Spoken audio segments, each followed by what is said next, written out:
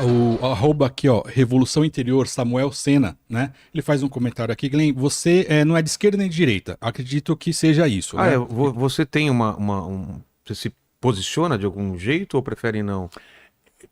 Eu sempre, os primeiros 15 anos da minha carreira jornalística, está totalmente associado com a esquerda. O progressismo. E também estava casado com David, que era do PSOL. Total. Mas não é só da esquerda e do direito, é que acho que essas palavras mudam e não têm o mesmo significado para todo mundo. Então eu prefiro expressar minha perspectiva sobre coisas e deixar para outros falar de direita ou esquerda. Entendi. Então ele contextualiza isso e diz: a ditadura da toga começou a se formar com a Lava Jato ou até antes. Com tudo isso, se você acha que existe uma solução para o sistema político institucional aqui no Brasil? Obviamente, eu acredito muito que uma das soluções é a transparência que o jornalismo leva Exato. quando está sendo feito de uma forma certa. Ou, se você olha para as pessoas que criaram o iluminismo, Como? iluminismo, Iluminismo. que na realidade em todas as nossas sociedades democráticas está baseado nessas ideias. Uma das coisas que eles enfatizaram mais do que tudo é que quando pessoas podem usar poder no escuro, no segredo, sem transparência, isso quando vai ter abusos de verdade. Então, não é suficiente para mudar, mas é necessário para permitir mudanças. E o resto é como a população reage, o protestos, usando o direito de expressar opiniões, tudo isso vale muito. E fala da mídia. A gente estava conversando no começo que você começou a notar essa preocupação de alguns jornalistas de, pô, não faz isso porque a gente foi responsável pela vitória do Trump porque a gente soltou certas matérias. Aqui no Brasil, você sente que tá acontecendo isso mais do que o normal, que alguma ideologia política ela tá dominando a narrativa, assim, e escondendo ou mudando, porque a gente tá vendo agora queimadas muito fortes aqui, né? E a gente tinha a mídia tratando de um jeito e hoje parece tratando de outro jeito o mesmo problema, um problema maior. Você sente uma diferença em relação a isso? Eu acredito que a grande mídia no Brasil, sempre era bem corporativa, ou seja, que controlado pelos mesmos interesses industriais bem ricos ou Essa grande imprensa, né? Os donos dessa grande mídia. Sim, tem a mesma ideologia, o mesmo Sim. interesse. Também o jornalista com mais influência sempre mora em São Paulo ou no Rio de Janeiro, está muito afastado do povo, tem uma perspectiva bem subjetiva, bem politizado. Mas mesmo assim, acho que esse problema. Eu vou falar também que em 2016 eu achei que a impeachment da Dilma foi totalmente injustificado. Sim, eu vi. E um dos motivos que criei dentro do Brasil foi porque não tinha nenhum espaço no mídia para ser contra esse impeachment. Todo o mídia estava unido. Todo mundo foi numa mesma direção. Na grande mídia. Então, criei o Inter Brasil porque eu estava querendo dar espaço para a dissidência da narrativa do grande mídia. Mas, sem dúvida nenhuma, com a eleição do Bolsonaro, tudo mudou e se tornou pior ainda. Porque agora, eu acho que muitos jornalistas, é a mesma coisa nos Estados Unidos, não está acreditando mais que sua missão é uma missão jornalística. Isenta. Acho que tem uma objetivo, uma missão em cima disso, que é destruir o movimento Bolsonaro, ou destruir o movimento do Trump. A direita, destruir a extrema-direita.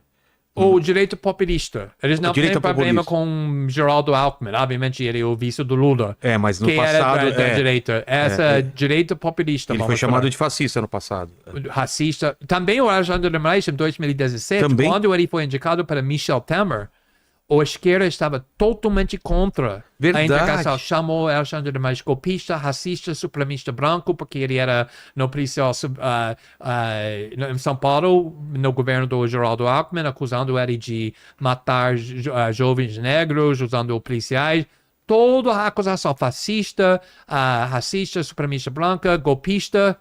E agora está proibido herói. de falar qualquer palavra contra Moraes. Mas eu acho que, para mim, quando um jornalista abre mão da missão jornalística e se tornar um ativista política, para mim é muito parecido do que, vamos imaginar, um médico que trabalha na emergência no hospital. O trabalho do médico é que quando alguém chega, tem que fazer tudo para salvar ele. Não pensa, ele é de direita, ele é da esquerda, o Bolsonaro chega atacado, é melhor que ele morre. Isso não é o papel do médico. Ninguém quer que o médico ficando julgando o valor de uma vida, baseado no... Não, quer o médico salvar todo mundo, independentemente de qualquer efeito isso tem na política. Exato. Para mim, o jornalista é a mesma coisa. O jornalista não tem o papel de decidir quem vou relatar para o público baseado em qual partido isso vai prejudicar, qual partido essa vai ajudar. Isso não é uma consideração legítima para um jornalista. É isso que acho que muitas pessoas não estão entendendo.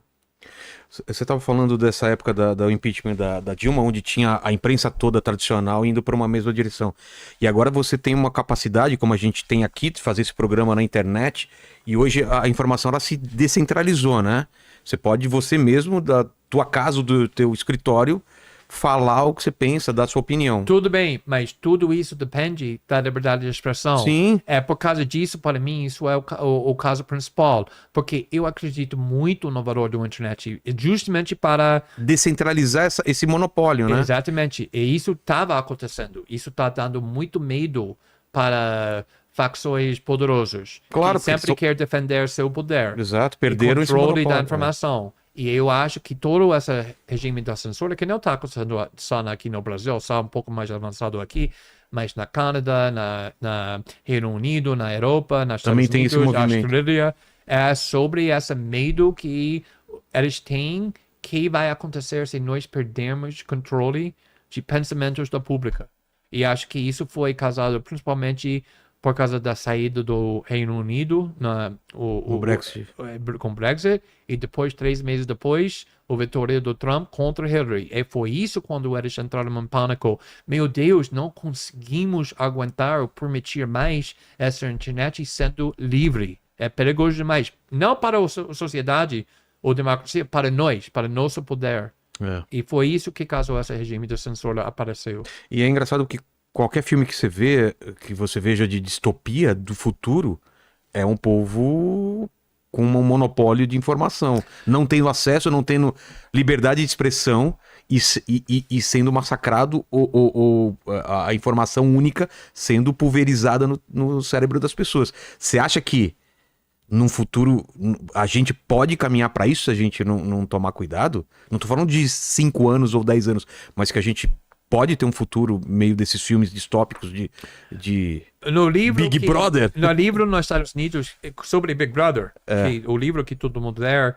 sobre entender o que é tirania.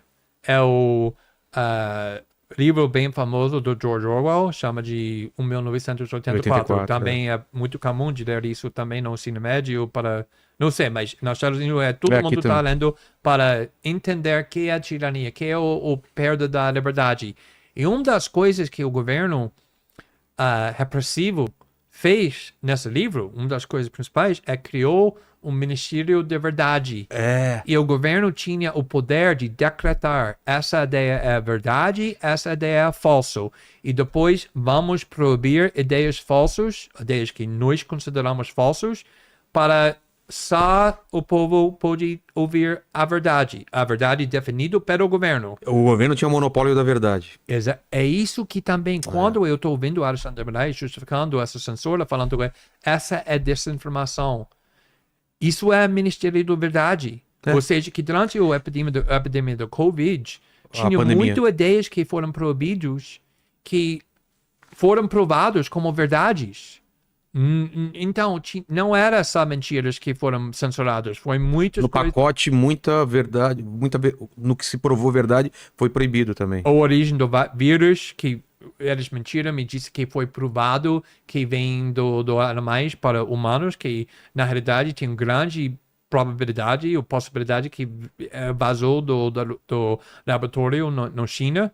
na realidade, o governo dos Estados Unidos acredita agora que é bem mais provável que vazou do laboratório, mas isso foi proibido de falar. Se você falasse isso, né, ou também sem máscaras são eficazes, ou distâncias sociais, tudo isso é banido de questionar naquela época. E agora pessoas entendem que isso foi muito válido de debater. Pode ser discutido, né?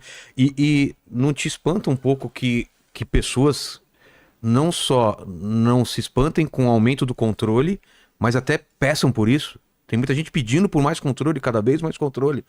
De proibição. Mas só dos inimigos. Exatamente. Por exemplo, a esquerda brasileira ficou aplaudindo censura há muito tempo. Tinha um jornalista judeu, chama de Breno Altman, não sei se você conhece. Conheço. Então, ele é uma crítica feroz do Israel, da guerra do Israel na Gaza. Ele foi censurado no último ano, ele foi processado criminalmente, ele foi investigado criminalmente, tinha postagens que foram retiradas e a esquerda está reclamando, meu Deus, isso é censura. Sim, é censura, mesmo censura que você está apoiando quando era contra seus inimigos, contra ideias que você não gosta. E só isso tem que acontecer, para eles precisam engolir um pouco o veneno que ele está dando para tudo. Entendi. É o famoso no dos outros é refresco, né? Conhece essa expressão no Brasil? Fala de novo. Eu não posso falar a expressão inteira, né? Pimenta no asshole dos outros é refresco. Existe em inglês? Taking the poison you're giving to others, or taking poison. É mais chique. Eu entendi que no Brasil um pouco mais agressivo. Exatamente, aqui no Brasil é mais agressivo. Fala. Vamos lá, o Célio Martini. Acabou de perguntar aqui, ó.